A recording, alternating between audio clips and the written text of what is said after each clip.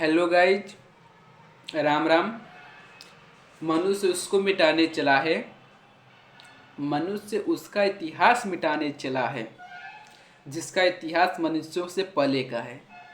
भाई लोग, आज मैं उस अरावली पर्वत के बारे में बात करना चाहता हूँ जिन जिसको लैंड माफियों ने अपने निजी स्वार्थ के लिए उसका शोषण करना चाहते हैं। ऐसा गलत बात है। उसका शोषण करेंगे तो हानि बहुत है। अपनी तत्कालीन के लिए लाभ प्राप्त करने के लिए वो आने वाली पीढ़ियों को नज़रअंदाज कर दे रहे हैं। ऐसा गलत बात है और इस पर आवाज़ उठानी चाहिए।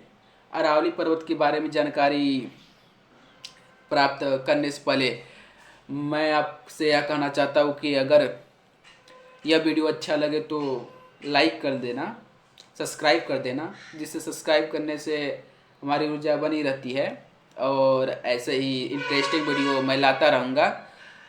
भाई लोग, अरावली पर्वत की लंबाई 692 किलोमीटर है और यह 4 राज्यों से होकर गुजरती है: गुजरात, राजस्थान, हरियाणा और दिल्ली।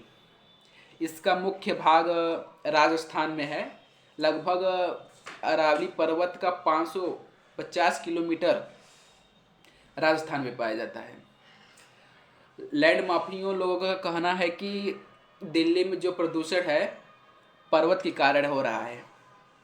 ऐसा गलत बात है। दिल्ली में प्रदूषण 10 साल पहले नहीं था, लेकिन उनको नहीं मालूम है कि 10 साल पहले अरावली पर्वत था कि नहीं था।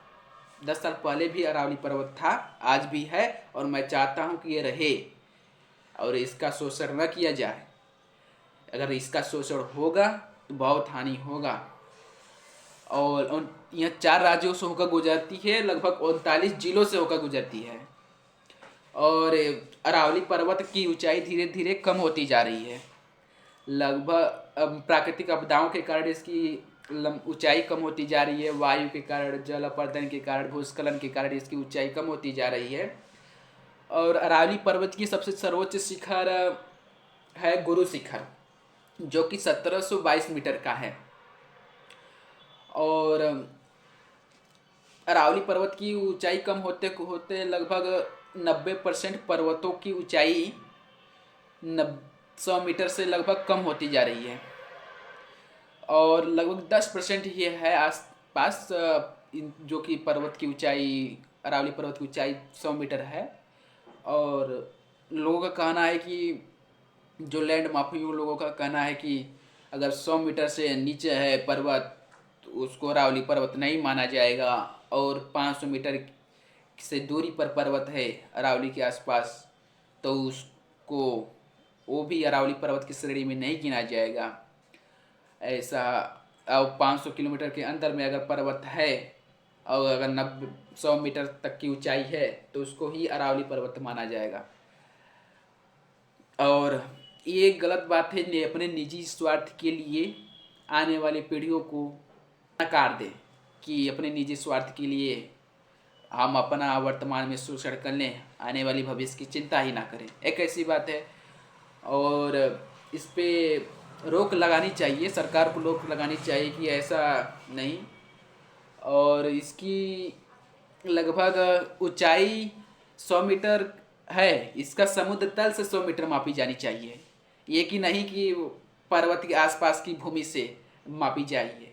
भूमि तो ऊपर नीचे होती रहती है, पता नहीं ऊपर से नाप लिए तो अरावली पर्वत की ऊंचाई लगभग पूरा पर्वत जो है कि 100 मीटर से कम आ जाए और सब उसका शोषण कर ले वो अपने निजी स्वार्थ के लिए। वहाँ पर जीव जंतु हैं, जानवर हैं, जैव विविधता पाई जाती हैं, कई प्रकार के पेड़ पौधे हैं और कीट मकोड़े हैं जो कि पारिस्थितिक तंत्र को बनाए रखते हैं। और दक्षिण से उठने वाली ये जो है मानसून को उधर बनाए रखती है और जिसके कारण मानसून के कारण ही बारिश होती है। बारिश होती है तो जल स्तर बनी रहती है और जल स्तर बना रहेगा और जैव विविधता बनी रहेगी, जल बढ़ेगा, बना रहेगा और कृषि होगी, कृषि अच्छी होगी, जीवन यापन भी अच्छा होगा और आर्थिक स्थिति भी भारत की बनी रहेगी। अगर इस पर्वत को लैंड माफियों को सौंप दिया जाए तो अपने निजी स्वार्थ के लिए वो कुछ भी कर सकते हैं। इसका कुछ कहा नहीं जा सकता, पर इस पर आवाज़ उठानी चाहिए। हमारी सरकार से यही गुजारिश है कि आप सभी लोगों से इस पर पाबंदी लगनी चाहिए, रोक लगनी चाहिए। अरावली पर्वत के नष्ट हो जाने से राजस्थान की जो रेगिस्तानी रेतीली लू हवाएं हैं, गर्म जो लू हवाएं हैं, ये सीधे वहाँ से चलकर अन्य राज्यों में उत्तर प्रदेश, दिल्ली से होते हुए और हिमालय पर्वत से टकराकर वहाँ की बर्फ को पिघलाकर जिसकी जल स्तर बढ़ाकर कई नदियों में धारा तेज करके कई राज्यों में बाढ़ आने की संभावना भी बढ़ सकती है। जिससे कि बाढ़ आएगी तो वहाँ की फसल जो बर्बाद हो जाएंगी, कई स्थानीय लोगों की दिक्कतें उत्पन्न हो जाएंगी। ऐसा न हो इस ऐसा न होने से बचाने के लिए हमें अरावली पर्वत को सेव रखना होगा, बचाना होगा।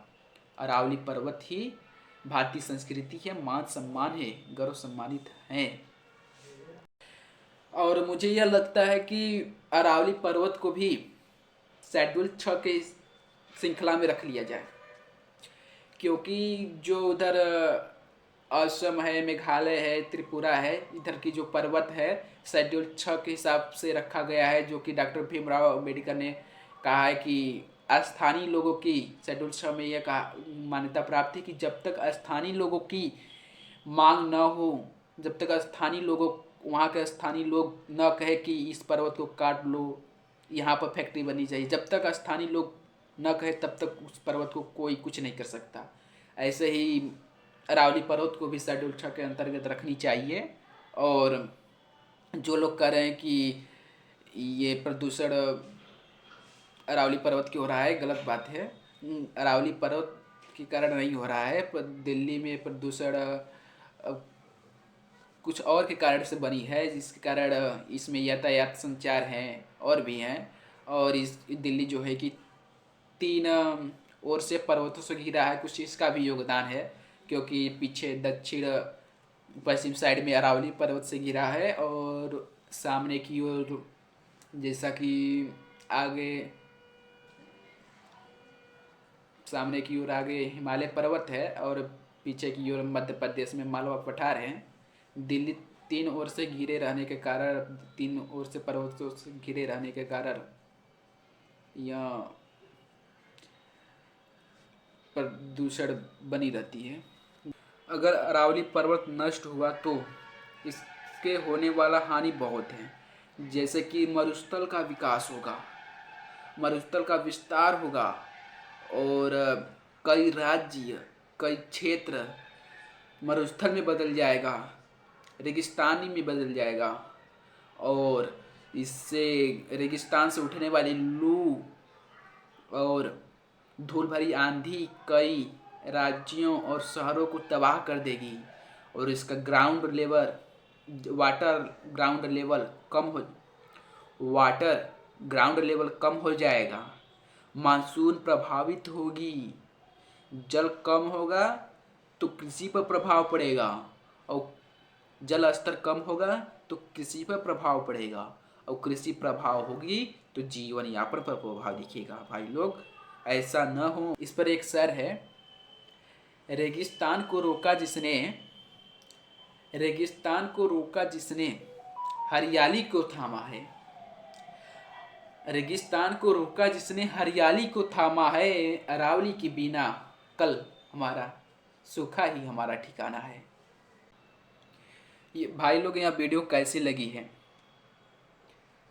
भाई लोग यहाँ वीडियो कैसी लगी है? अगर भाई लोग ये वीडियो अच्छी लगी होगी तो कमेंट में ज़रूर बताएं और लाइव सब्सक्राइब करना ना भूलें। भाई लोग अगर सब्सक्राइब करेंगे, लाइव करेंगे तो हमारी एनर्जी से बनी रहेगी भाई लोग।